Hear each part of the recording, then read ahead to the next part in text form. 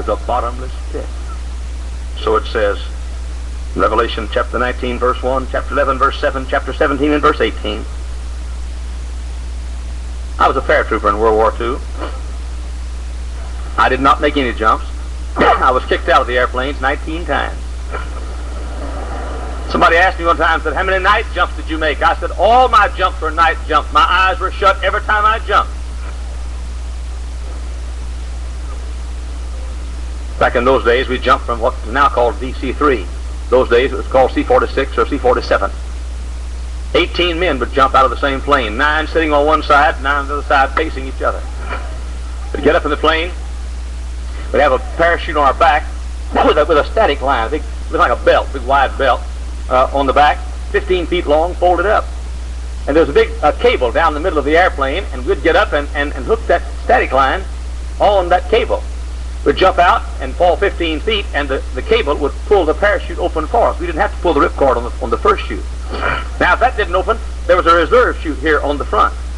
And you would pull the ripcord. You'd jump out, you'd count 1,000, 2,000, 3,000, and if you counted 4,000, that means the chute wasn't open. And you pull the ripcord, and the reserve opened. And if that didn't work, then they were so thoughtful. They had a little red truck down there at the bottom, and they'll haul you off. Every provision for our every need. And so we'd get in the airplane. 9 fellows over here, 9 over here on this side. And the sergeant would say, stand up and hook up. We'd all turn toward the rear of the plane like this. The door over here on this side, turn toward the rear of the plane and take that static line and put the hook on the cable going down to the middle of the airplane. And the sergeant would say, check equipment. And you would check the parachute of the fellow in front of you. And you would look to the fellow in back of you and say, we're buddies, aren't we? And so I'd check the equipment of this fellow, and the fellow back here checked my equipment. And the sergeant would say, count off! Count off! And the back fellow would say, 18 okay, 17 okay, 16 okay, 15 okay, 14 okay, 13 okay, 12 okay, 11 okay. I was number 10. 10 okay. 9 okay, 8 okay, 7 okay, 6 okay, 5 okay, 4 okay, 3 okay, 2 okay, 1 okay. And the sergeant would say, stand in the door. The first fella would come to the door like this, put his hands out just outside the door, put the ball of his left foot on the edge of the exit, and look toward the horizon. Never look down. If you look down, you wouldn't feel led to go out. You'd always look out like this to the horizon. And the sergeant, there you are now. Ready to jump. There you are. And then the sergeant would ask the dumbest question ever asked to human beings. He would say, is everybody happy? Can you imagine that? There you are, 1,200 feet from the ground, nothing but a folded up skirt on your back, about to jump out into space, and that crazy fool says, is everybody happy? The stupidity of the question was only exceeded by the stupidity of the answer. Well, the answer was, yes! And the sergeant would say, ready? Jump! Put your arm around the reserve chute. You jump like this, keeping your feet and knees together, turning to a 45-degree angle to keep your chin against your chest. You'd count 1,000, 2,000, 3,000. On my 5th jump, I went through all of that ritual, ordeal. I jumped and counted 1,000, 2,000, 3,000, 4,000, 5.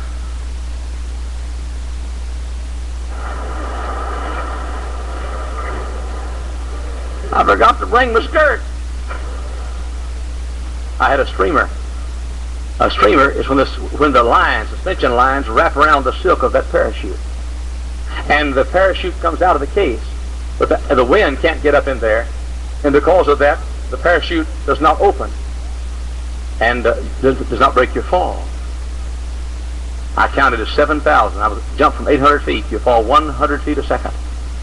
I counted to 7,000. When my reserve chute finally opened, I was 1 second from death.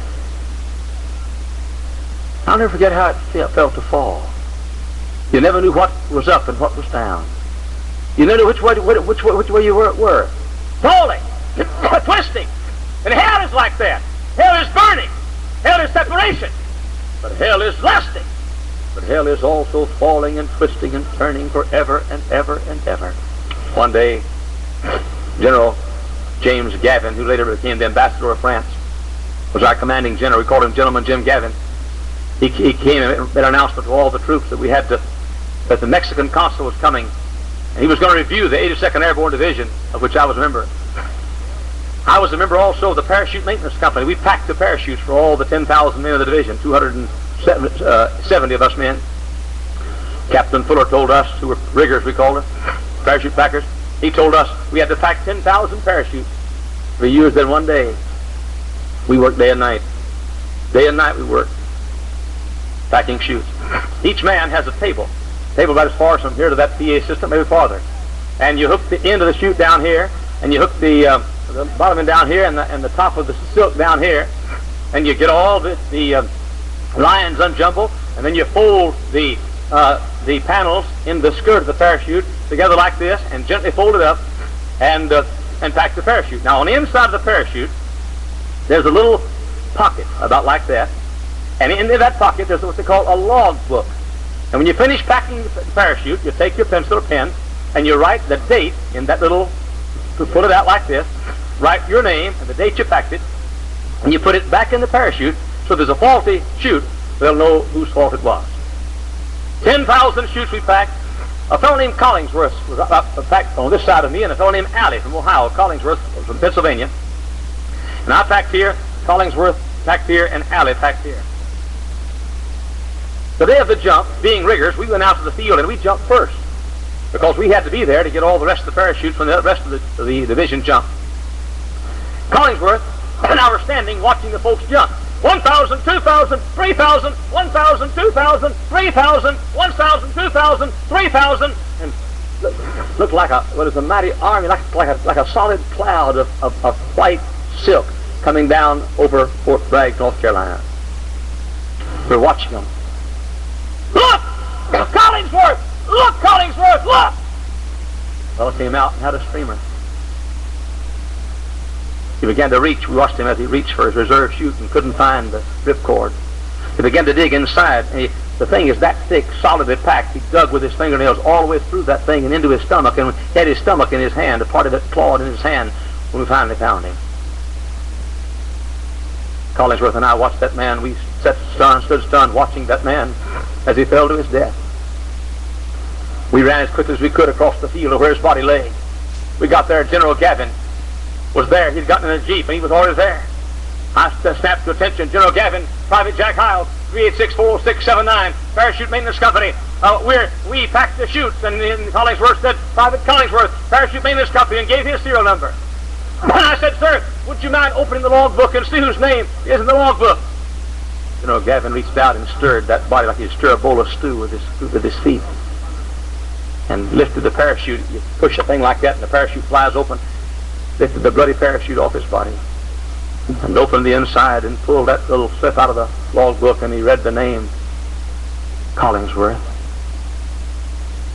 When he said that, Collingsworth jumped as high as a young man could jump, and he began to cry, "Oh my God, oh my God, I wish I'd been more careful. Oh my God, I wish I'd been more careful. Oh my God, oh my God, oh my God, I wish I'd been more careful." Ran across the field. We tried to catch him. He ran through the woods and back to the barracks. I went to the barracks and tried to console him, but into the night, 3 and 4 o'clock in the wee hours of the morning, I heard that little 18-year-old boy from Pennsylvania crying, "Oh my God, I killed him. I killed him. Oh my God. Oh God, I killed him. I wish I'd been more careful. One of these days, this old life of ours will be over, and we'll stand before our God, and all that's going to matter then. What did we do to keep people out of hell? That's all that's going to matter. Is there a hell? Is there a hell? Is there a place of eternal conscience? I don't want to tell you this, but I have to. My father was a bartender, an alcoholic. By the way, he couldn't even write his name, couldn't read and write. You see, I'm no Cadillac. I'm just an old reconditioned Model T Ford, is all I am. But my dad I wanted to see him saved. New Year's Eve night, 1949, I was pastor of a little country church in East Texas.